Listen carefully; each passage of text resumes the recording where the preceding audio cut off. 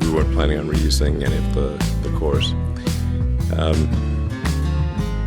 The upper stage seems to have worked perfectly so far. The two burns were executed correctly, and we'll see if the upper stage avionics survive quite an arduous trip through the Van Allen belts. Normally, the stage will pass very quickly through the Van Allen belts. Here, it's essentially dwelling there for several hours, and then it's going to do a restart, deplete its propellant, and go to transmos injection. And the propellant levels all look good. The propellant, after the second burn of the upper stage, we were only 0.3 sigma away from predictions, so which is basically very minor. So it has plenty of propellant to complete the transmos injection, assuming that the fuel doesn't freeze and the oxygen doesn't boil off and the electronics don't get fried. So those are the issues. We'll find out in a few hours if that burn is successful. I don't think there's anything else I know worth mentioning. I went out to the landing zone, took a look at the side boosters. They look in really good condition. So they're both reflyable, although, as I said, they're a combination of version 3 and version 4. So we're only going to be reflying really version 5 at this point. That launches shortly, and that'll be our mainstay. We'll stick to version 5 for the Falcon architecture. We don't expect to have a version 6.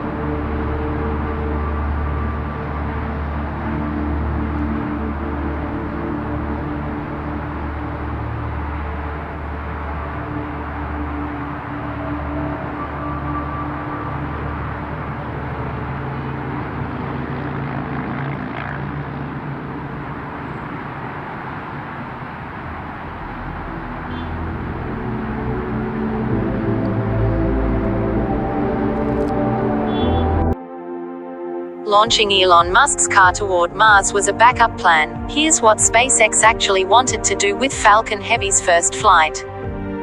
SpaceX on Tuesday launched its powerful Falcon Heavy rocket for the first time. The test payload was Musk's own Tesla Roadster, fitted with cameras and a dummy wearing a SpaceX spacesuit. But a former NASA official says a SpaceX vice president told her the company offered NASA and the Air Force a chance to put a payload on the rocket at no cost before deciding to launch the car.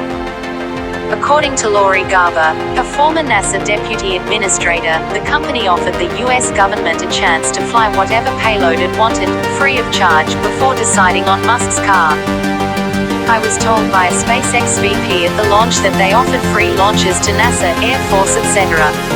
But got no takers. A student-developed experiment or early tech demo could have led to even more new knowledge from the mission, Garver tweeted on Thursday. The Tesla gimmick was the backup.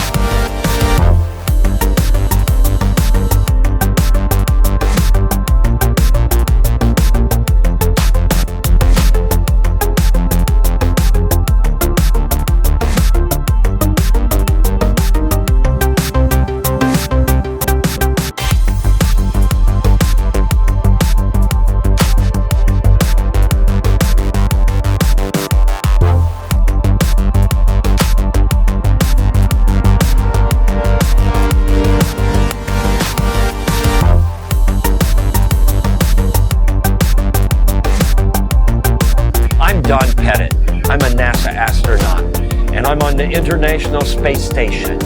I'd go to the moon in a nanosecond. The problem is we don't have the technology to do that anymore. We used to, but we destroyed that technology, and it's a painful process to build it back again.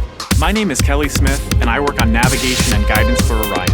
As we get further away from Earth, we'll pass through the Van Allen belts, an area of dangerous radiation. Radiation like this could harm the guidance systems, onboard computers, or other electronics on Orion. Naturally, we have to pass through this danger zone twice, once up and once back. But Orion has protection. Shielding will be put to the test as the vehicle cuts through the waves of radiation. Sensors aboard will record radiation levels for scientists to study. We must solve these challenges before we send people through this region of space. The problem is we don't have the technology to do that anymore. We used to, but we destroyed that technology. The kinds of technologies that we're testing out on Space Station are definitely helping us with our goals of going beyond low Earth orbit. So we have a really robust exploration program at NASA. We're also really pushing the boundaries in terms of where we're going forward with exploration. I think humans are naturally driven to do this, and this is really the beginning, I think, of human beings leaving low Earth orbit. I certainly plan on being around to see that. The plan that NASA has is to build a rocket called SLS, which is a heavy lift rocket. It's something that is much bigger than what we have today, and it will be able to launch the Orion capsule with humans on board, as well as landers or other components to destinations beyond Earth orbit. Right now, we only can fly in Earth orbit. That's the farthest that we can go, and this new system that we're building is going to allow us to go beyond and hopefully take humans into the solar system to explore. So the moon, Mars, asteroids, there's a lot of destinations that we could go to, and we're building these building block components in order to allow us to do that eventually.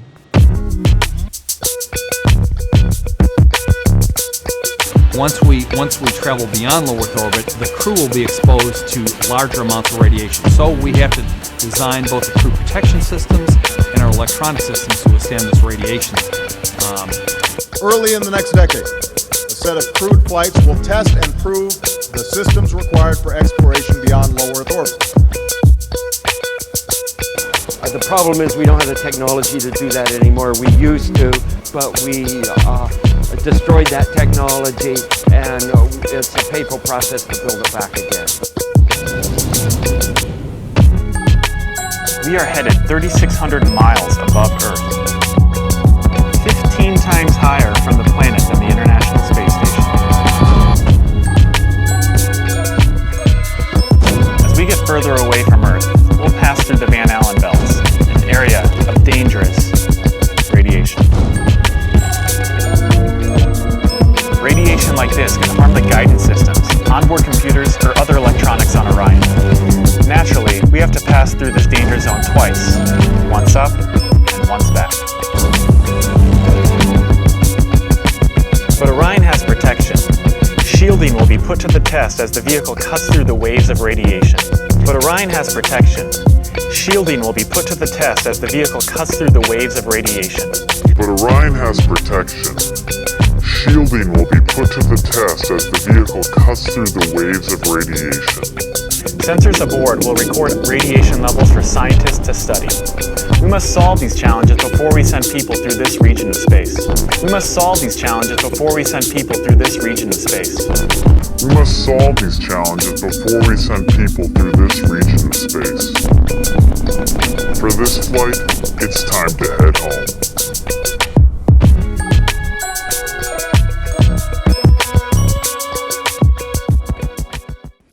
Now we'll see if the upper stage avionics survive quite an arduous trip through the Van Allen belts. Now we'll see if the upper stage avionics survive quite an arduous trip through the Van Allen belts. Through the Van Allen belts. Through the Van Allen belts. Through the Van Allen belts. Normally, the stage will pass very quickly.